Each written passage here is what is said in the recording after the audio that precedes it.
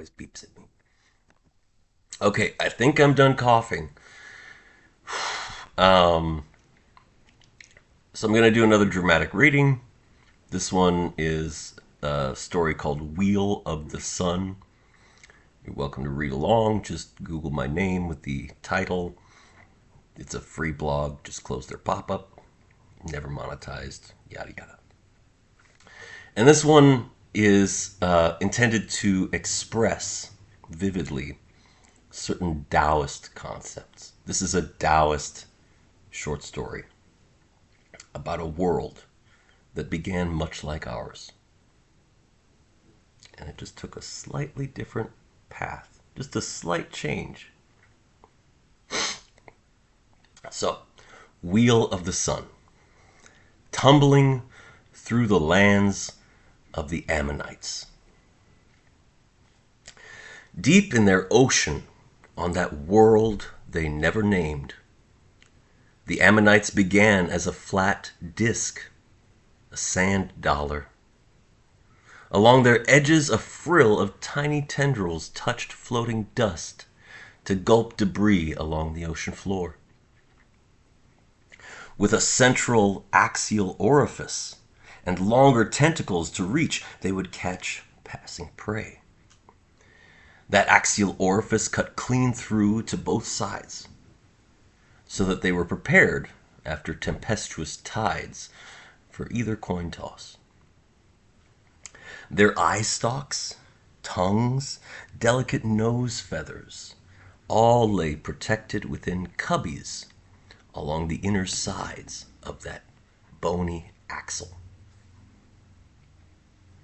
Able to poke out into surrounding waters and retreat again. They covered every shoreline completely. I want to look into the history here on Earth about the Ammonites. Side note, editorial. A forest of waving, grasping arms and waiting lamprey jaws, eyes glooping and wafting from within that central void. Their abundance became their turmoil. Where else could a new Ammonite go to find a home? They moved ashore. Tidal lagoons further inland in succession. Their exodus was most successful when one nameless Ammonite began to do work. Those clawed fists surrounding its sand dollar bulk began digging into the shoreline. In alternating zones, these Ammonites would carve a cliff of dirt into a whistle shape, such that tidal swells swirled, sedimented, and swept away in a continual succession, excavating for the Ammonites. Those tidal lagoons sedimented each density and size of grit along their banks, which those legged wheels would scoop selectively to form their moist nest mounds. The bladders in their wheel faces, beneath each segment of their shelled body, were used to suction and spit seawater in jets, to dig beneath themselves, and propel in topsy-turvy escape artistry when predated in the storm-swelled depths.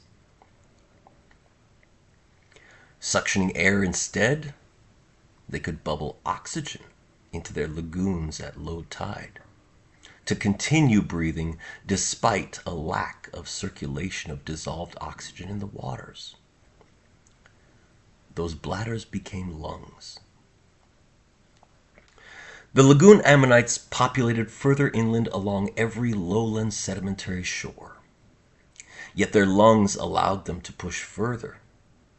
As their vast numbers pushed them to specialize, new varieties arose.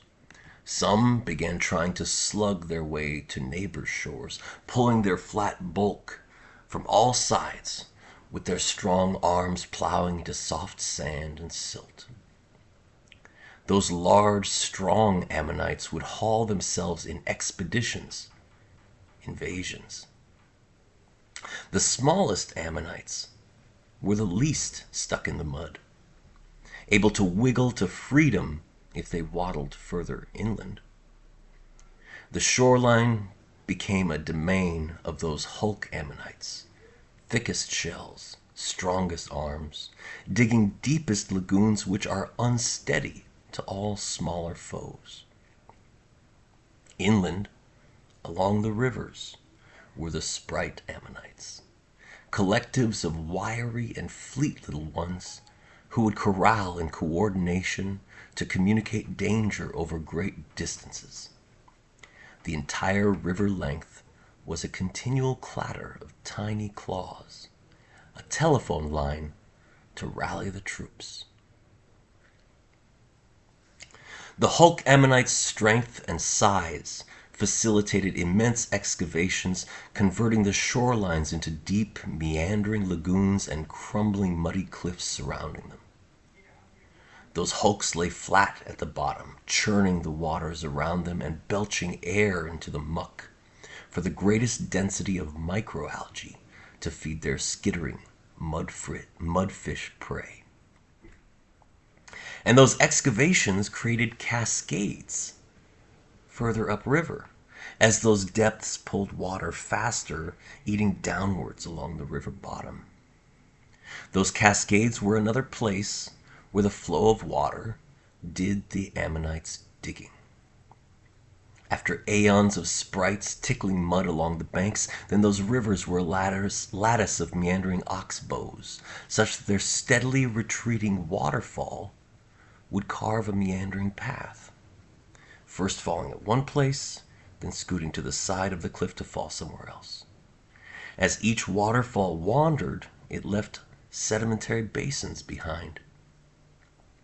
These low, freshwater ponds were where the first timid ground plants pond scummed their way onto land. This lichen was precious to the sprites.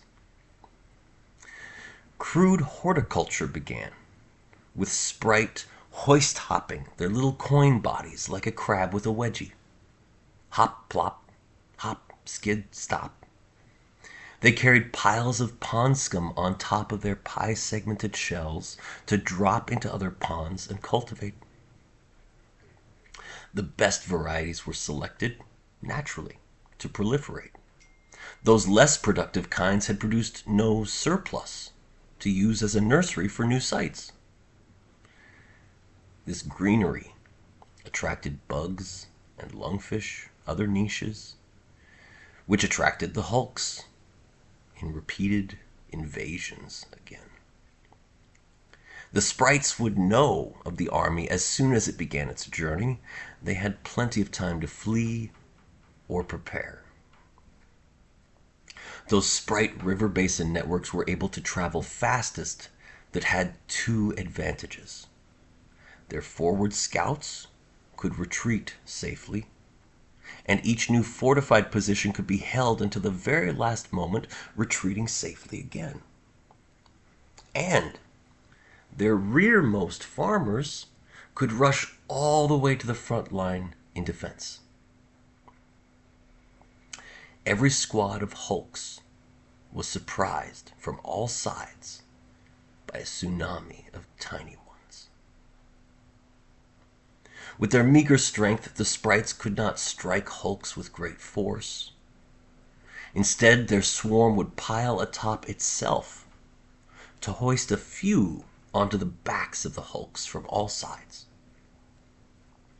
Those hulk hunters had sharp flakes of rock held in their fingers to cut away at the hulk's eye stalks.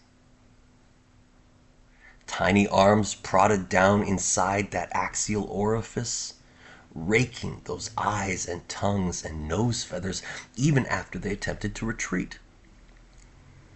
Blind, in agony, the hulks would flee stupidly, mucking in circles while the sprites clattered in joy.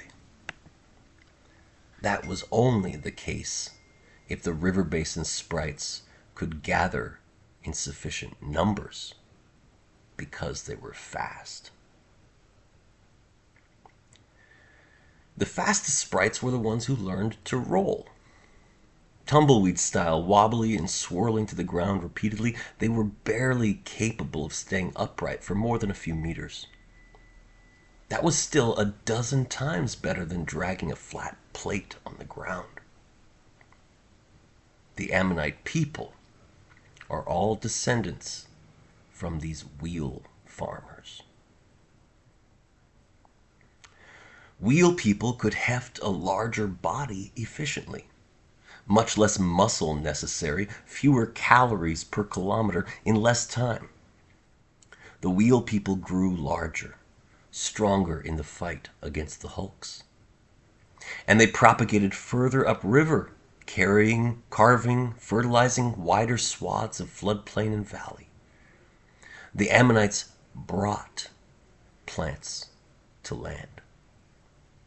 Everywhere they explored across those windy continents, they found bare rock and silt. No flora, no competitors, no hulks. In silent diligence, these wheel people crafted this world. Whosoever is most diligent and knowledgeable has the greatest spare land to make useful. Pioneers are preferred. Retreat became frontier. Ammonites are hard workers to a fault. Even resting flat on their shells with their families at night, all three of their eyes are glaring intently at their 7 hands, wringing their body in continual, coordinated craft. And when they do finally fall asleep, they lay in a tilted stack, a toppled row of them, with all of their triple nose feathers extended to clasp their neighbors. These rows of sleepers extend additional nose feathers to adjacent rows to form an entire lattice. While they sleep, the electrochemical signals across those nose feathers are a data fiber. They dream in symphony. This is how their children learn the wisdom of the ancients. Only when varietals of land-adapted plants began to grow stalks supported by stiff fibers could Ammonites take those first great leaps in their technological destiny. Fiber into twine.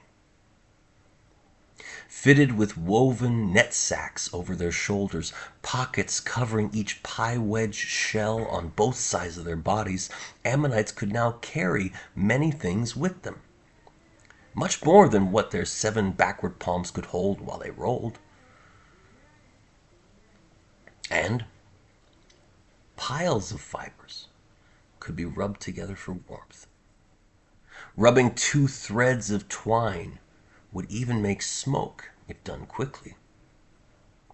In slow, steady experimentation, Ammonites mastered the first smoldering fires, kept safe from the high winds by deep rings of stone and sediment.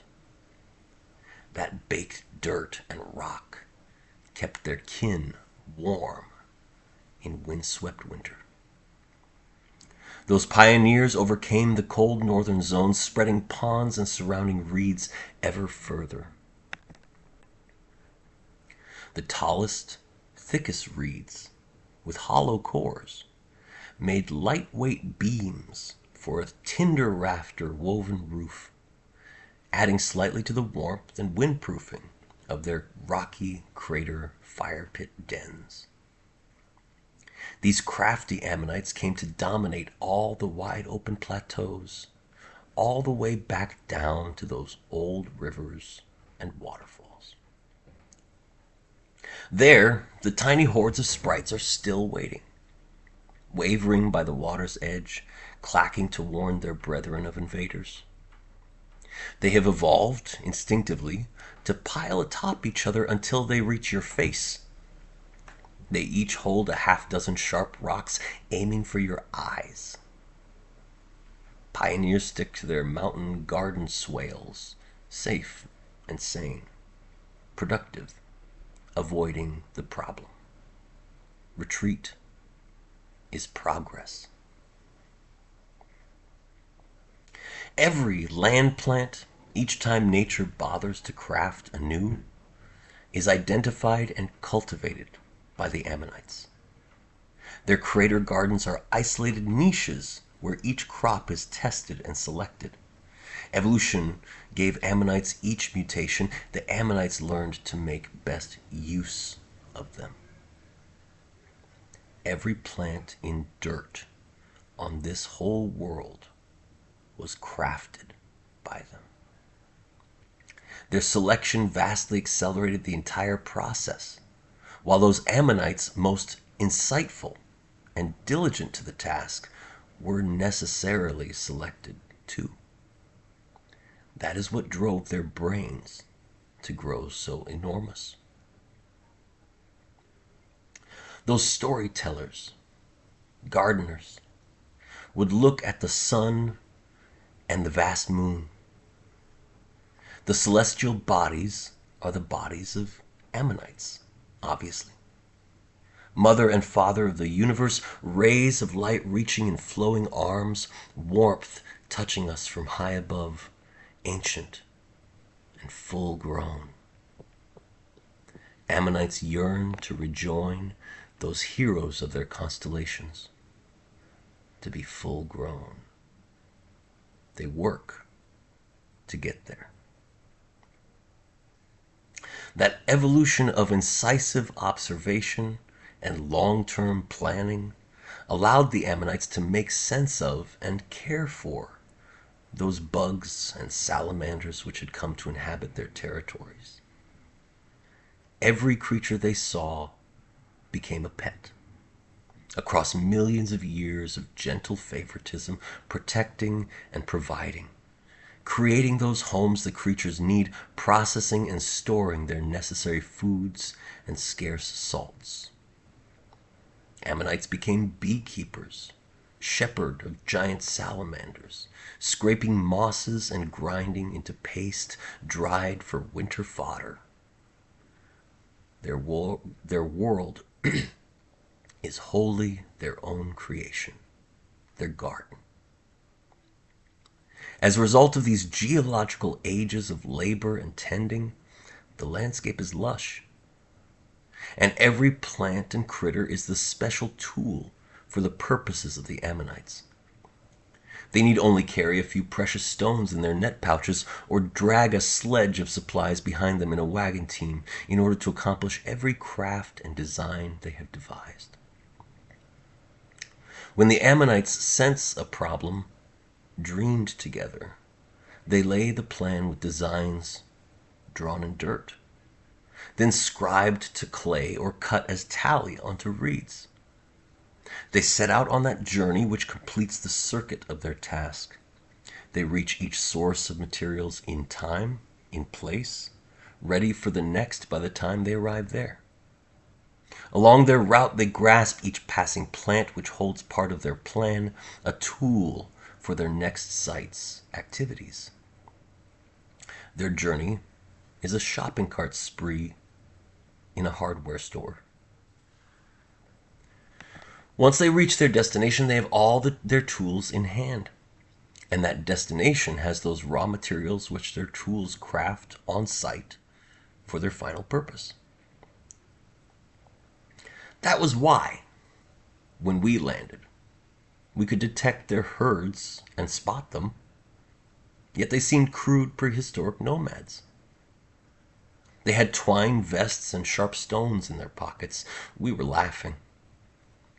By the time they reached our drop site 800 miles away, their coalesced population numbered in the millions. And they had already crafted the tools along the way to turn our surrounding forest cover into an array of Penobscot ballistae, with A-frames behind them in a series for multiplied force. Their ironwood cracked our reinforced vents. Their bolts launched ropes over top us like Gulliver to ensnare us in an ever-thickening net. Our droids and drones leapt to defense, yet those Ammonites kept retreating like rabbits. Like a wave, they pull away whenever we approach. They pegged the ends of those ropes into the ground, then rolled boulders over them, tied sturdily, deftly. When they launched wads of gloop at our vents, we were confused. It had only been 2 days since they attacked at that point. The swarms of bugs arrived.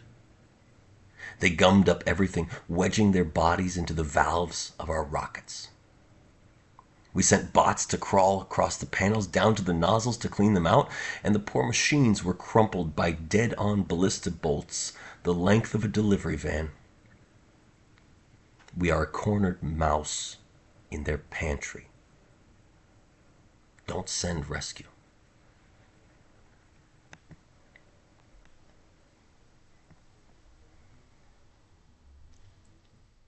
There's a few sections of the comments that I'm going to read. Footnotes.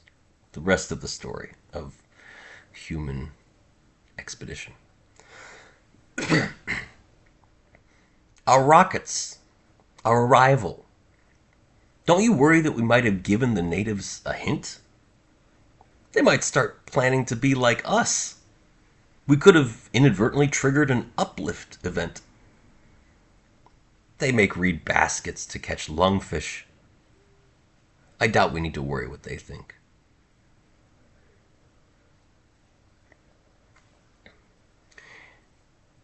In the mountainous southwestern jungles of China are people who lived as hunter-gatherer nomads well into the modern age. Repeatedly, their lands were drawn as territory on the maps of one empire or another. Yet, no tax collectors ever ventured up those steep ravines to toll the natives.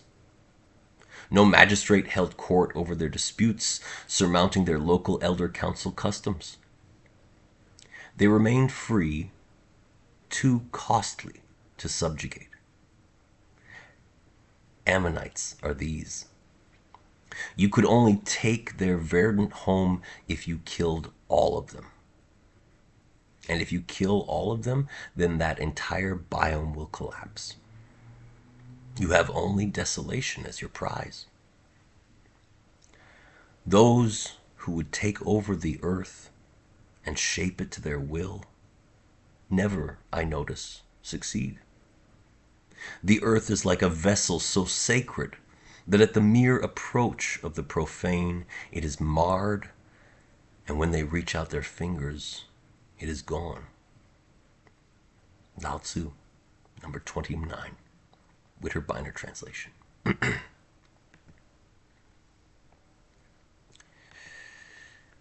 Side note on Ammonite tech levels. Yes, they mostly use sledges, hauled by a rope with a yoke through their bony axle. Their eye stalks each have a narrow groove in that bony surface to stay alert while that branch rolls within their socket. The branch just needs to be thicker than the narrow groove holding the eye stalk. Sledges are preferred over wagons in most scenarios. Firstly, because they require less materials and labor, such that you can make a sledge on site for less total labor than if you had pre-committed hours to wagon construction, maintenance, and hauling across the terrain to the site, in addition to the wider paths of less muddy materials which must be built and maintained beforehand. Sledges also distribute weight across the surface, while wheels sink into snow, mud, sand. Sledges bumble their way over cobbles and fallen branches. And, most critical to Ammonites, a sledge only needs to be made once in a while, most of the time being entirely unnecessary. Pre-committing labor and materials into a wagon only makes sense when you plan to use it continually. Ammonites usually don't have the demand to sustain it. Yet, when they plan to move large stones, timbers, bulk materials, then they happily construct sturdy wagons just as their ancestral dreams recalled. They also make frequent use of ceramics. The broken bits are crumbled into terra preta do Indo for an ever-thickening fecundity in the soil bed. Metal and glass processes are likewise used only when the demand arises. They understand Newtonian optics, and their skill in chemistry is impressive. Each ammonite has a reservoir of dream university held in their oversized brains. Because their body is held together by those outer pie-slice shells and the inner and outer rim and socket arrays, then their total skeletal mass is a smaller percentage of their bodies. And their efficient travel and abundant ecology make it easy for them to feed their power-hungry neurons. If we had nose feathers to talk to them, instead of just brain scans to observe, then we would find ourselves bewildered by their genius. Our drop site had already collected archaeological records of their tool sites, and scattered around our camp were sheets of paper coated in char ink, wired with copper to certain citrus as nomadic battery and circuit. We needed to ask the AI to interpret the wiring.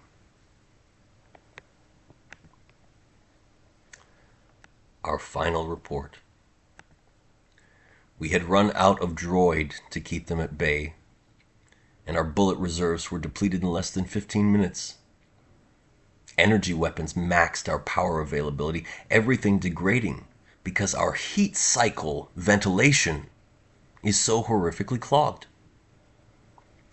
Multiple trees on the ridge lines surrounding our treetop ballista siege began signaling.